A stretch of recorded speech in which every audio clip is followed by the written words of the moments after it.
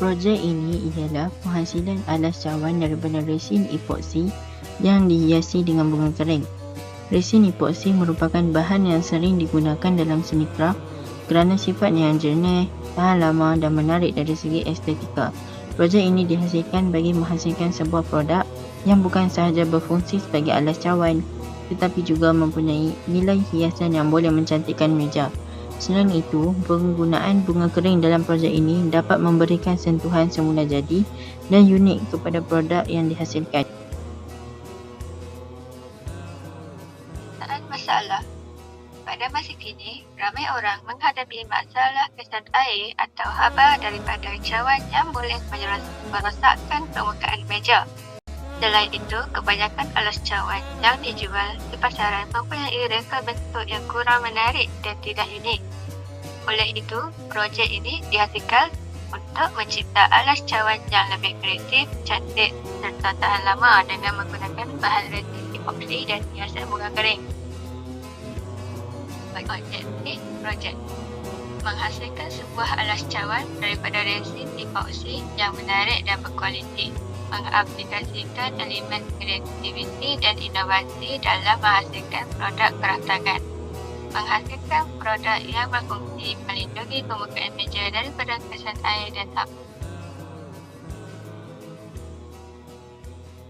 Nombor 4, alat dan bahan. Alat yang perlu disediakan ialah acuan silikon bentuk bunga, cawan penyukai, batang pengacau atau kayu pengacau, sarung tangan dan pencukir atau penyepit kecil.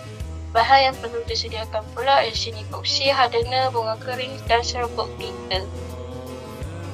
Nombor 5, kaedah penghasilan. Sediakan semua alat dan bahan yang diperlukan. Campurkan resin epoksi dan hardener mengikut sukatan yang betul. Atur campuran tersebut sehingga sebati. Tuangkan sedikit resin ke dalam acuan silikon. Kemudian susun bunga kering dan hiasan di dalam acuan mengikut kreativiti. Membakar resin sehingga acuan dipenuhi. Biarkan resin mengeras selama beberapa jam sehingga betul-betul kering. Setelah kering, keluarkan produk daripada acuan dan produk siap digunakan sebagai alas cawan.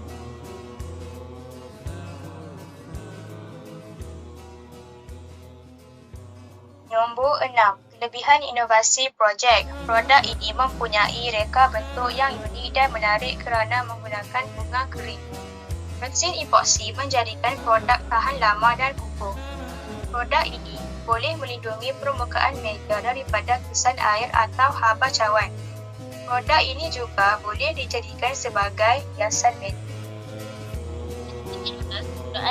Dan pengeluaran bertanggungjawab. Projek ini menyokong SDG 12 kerana penggunaan bunga kering sebagai bahan hiasan dapat mengurangkan pembaziran bahan sebelum jadi.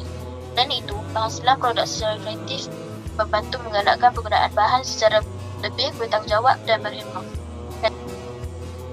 SDG 4. Pendidikan berkualiti. Melalui projek ini, pelajar dapat mempelajari kemahiran baharu dalam bidang kraft dan inovasi.